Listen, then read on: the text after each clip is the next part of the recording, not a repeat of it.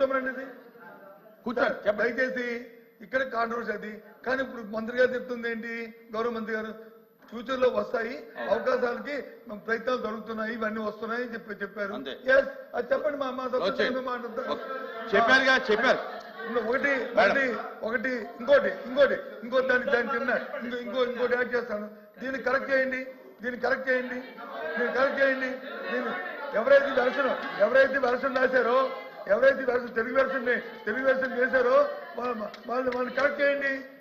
తప్పేముంది? కరెక్ట్ చేస్తామని చెప్పడానికి ఇబ్బంది ఏంటి?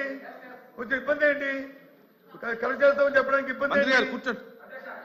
క్లారిఫై అయింది. కూర్చోండి. క్లారిఫై అయింది. తప్పుదే ఉండదు. సారీ సార్ తప్పుదే ఉండదు. No correct. మా మెంబర్ చెప్పింది కరెక్ట్. అది తప్పుదేవిడి. నో నెక్స్ట్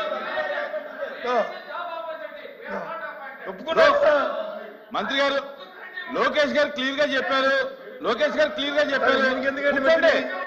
అరే దీనికి కూర్చోండి. ఇంకా కూర్చోండి. ఎల్ఓపి గారు కూర్చోండి. అమ్మా నువ్వు చెప్పమ్మా. కంటిన్యూ చేయ. గౌరవ ముఖ్యమంత్రి గారు అధికారంలోకి వచ్చాక తొలి సంతకమేమో మెగా డిఎస్సీ మీద పెట్టారు అధ్యక్ష. 6 నెలల్లో డిఎస్సీ ఉద్యోగాలు భర్తీ చేస్తామన్నారు అధ్యక్ష. 9 నెలలు అయింది అధ్యక్ష. ఒక్క టీచర్ పోస్ట్ కూడా భర్తీ చేయలేదు అధ్యక్ష.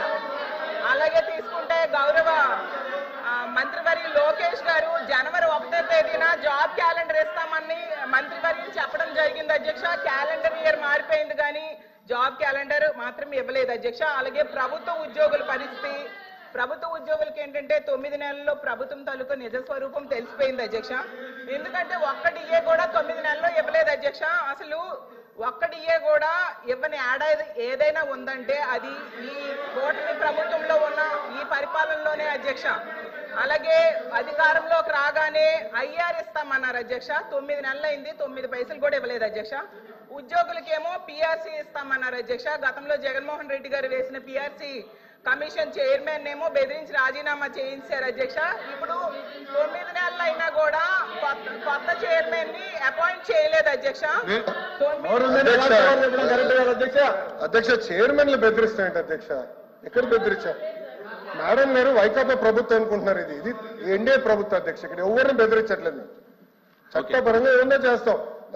చైర్మన్లు బెదిరించాలంటే ఎట్లా అధ్యక్ష? ఇది సిపిఎస్ రద్దు చేస్తా అన్నారు. రద్దు చేస్తారా చెప్పనండి సార్. సరెండర్లు ఎన్ని పెండింగ్ పెట్టి వెళ్ళారు సార్. పోలీస్ సోదరులు రావాల్సిన సరెండర్ చాలా పెండింగ్ పెట్టాం.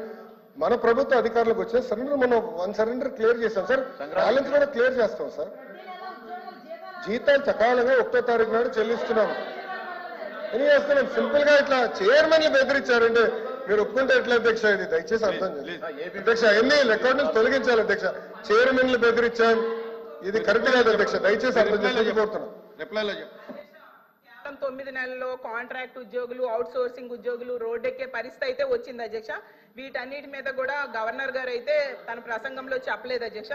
అలాగే చంద్రబాబు నాయుడు గారు, పవన్ కళ్యాణ్ గారు వీళ్ళు లేకపోతే మోడీ గారు ప్రభుత్వమే ఉండదు అనేసి పెద్దలందరూ చెప్తూ ఉంటారు అధ్యక్ష.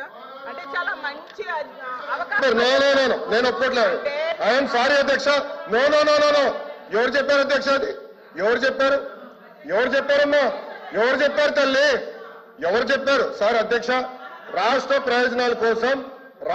ప్రయోజనాల కోసం అన్కండిషనల్ గా ఇటు చంద్రబాబు నాయుడు గారు కానీ అటు పవన్ కళ్యాణ్ గారు కానీ ఇద్దరు నాయకులు కలిసికట్టుగా ఇండియాకి సపోర్ట్ చేశారు.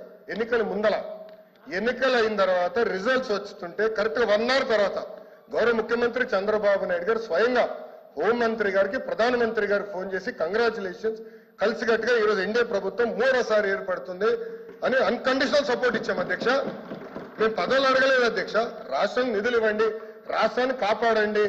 దివాలా ఎత్తేసింది, చాలా ఆర్థిక ఇబ్బందులు ఉంది.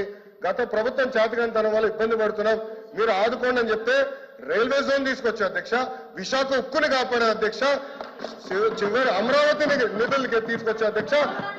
పోలవరంకి నిధులు తీసుకొచ్చా అధ్యక్ష. అది ఈ రోజు మన ప్రభుత్వానికి ఉన్న చిత్తశుద్ధి అధ్యక్ష.